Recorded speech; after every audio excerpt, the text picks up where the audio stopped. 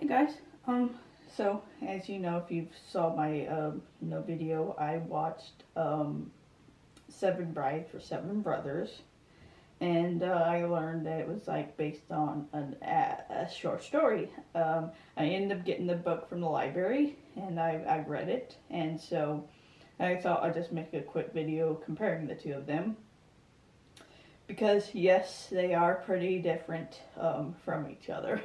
It's only about 30 pages, and so it's kind of the bare bones of what the movie was. But it was still different tonally, and I'll kind of get more into it.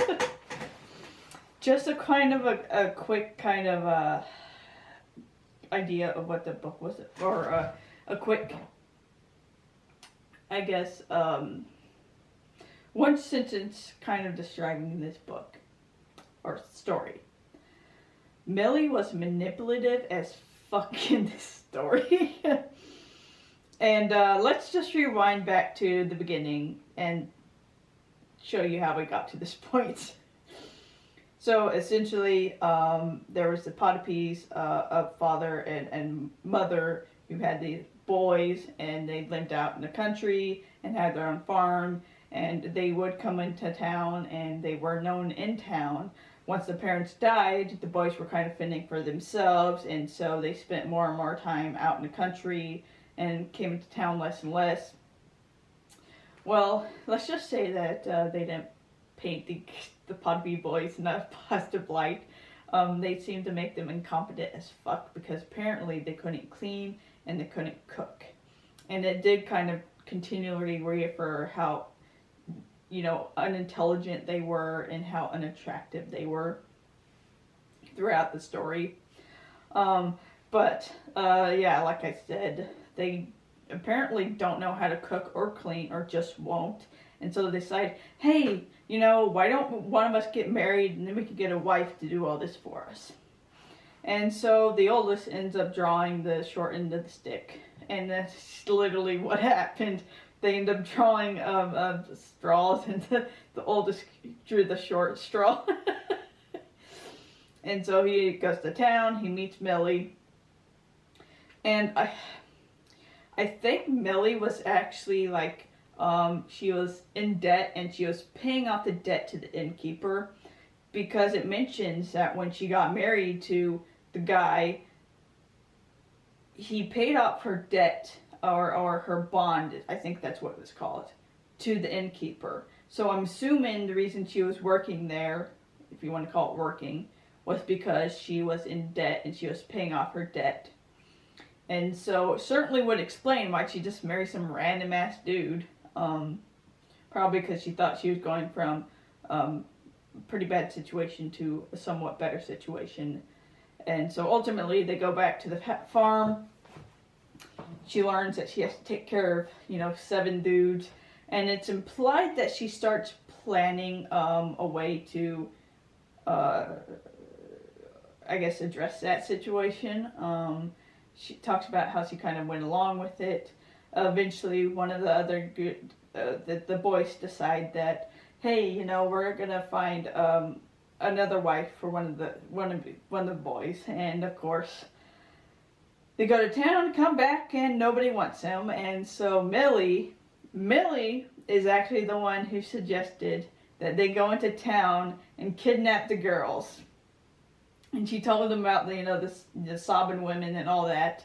I'm fairly certain that one of the boys mentioned how, hey, I don't think they're gonna like being kidnapped.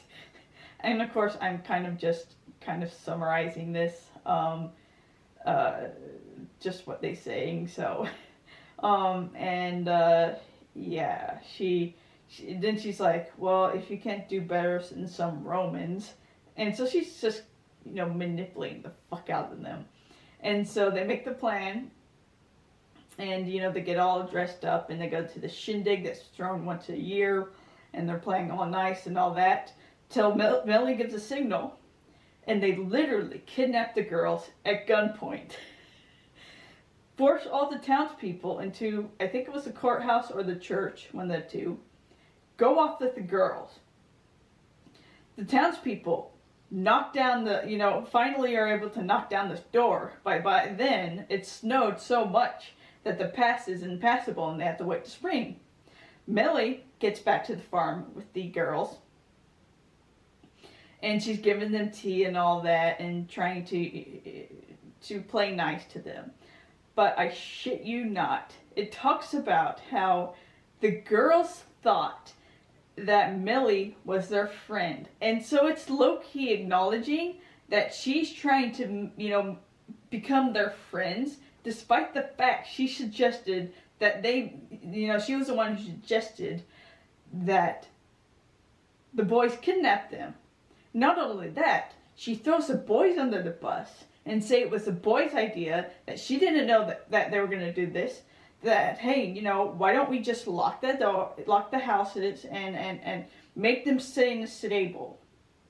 And so that's what the rest of the story is, just her being with the girls, and she's low-key manipulating the fuck out of them, because she's like, I don't want you anywhere near the guys. And so the girls are kind of isolated, and they start to get bored, and they start to become more interested in the guys. And literally, despite the fact they're not attracted to them, because they're literally talking about how, oh, well, this dude isn't attractive, but he has such nice eyes. So they're literally trying to find, something attractive about this dude, because they literally have no other option. I keep saying literally, sorry. but yeah, so that was God, it was about 30 pages, but it was kind of still insufferable, to be honest. But yeah, she continues to put up the front that she doesn't like what's happening, that she doesn't like that the girls are becoming interested in the dudes, and they eventually get married, and they eventually start, Millie's like, hey, I don't want you, despite the fact you're married, I don't want you anywhere near each other until the spring happens and you can go back to your folks.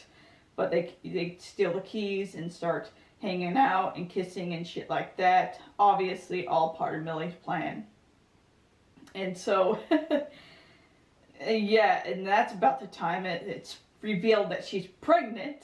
He's like, it literally just mentioned a baby out of the blue. It's like, when the fuck did she get pregnant? And so, yeah, that happens. And so, by the end of the book, when it's finally the thaw, and all the girls are worried that, well, the townspeople are coming, because they actually start coming, and they have guns, and they have ropes, and they're coming to the farm. And Millie's like, don't worry about it, you make yourself scarce. And then the pastor comes to the door, and it's implied that he,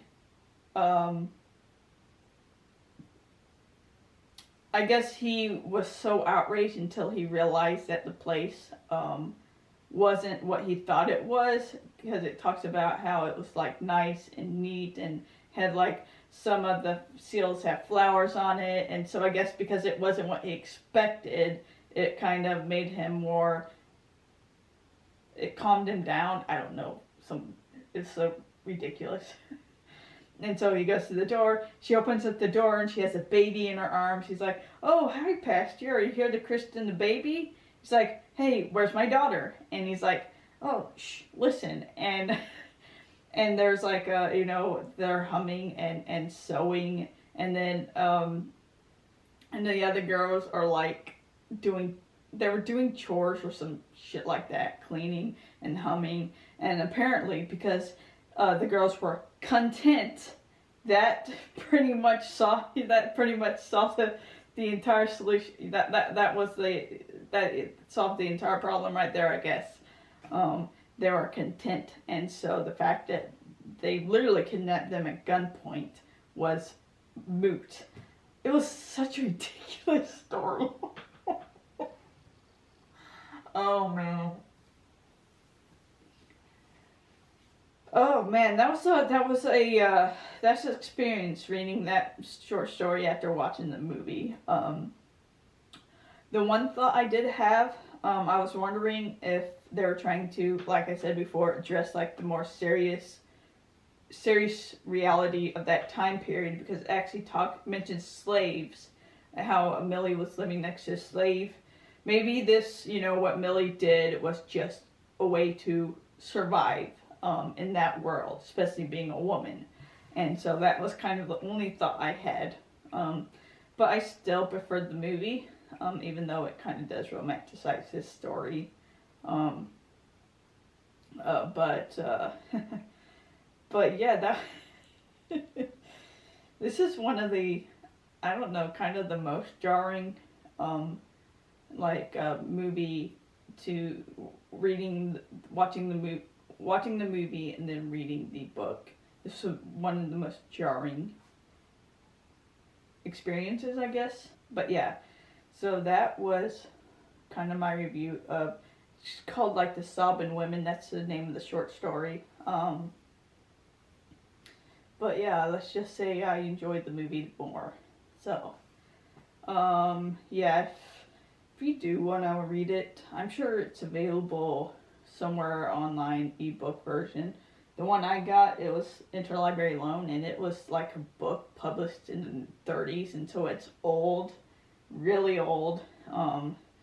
But yeah, so that's the video, and if you like this video, give it a like, subscribe to get notification for all the videos I'll be doing, and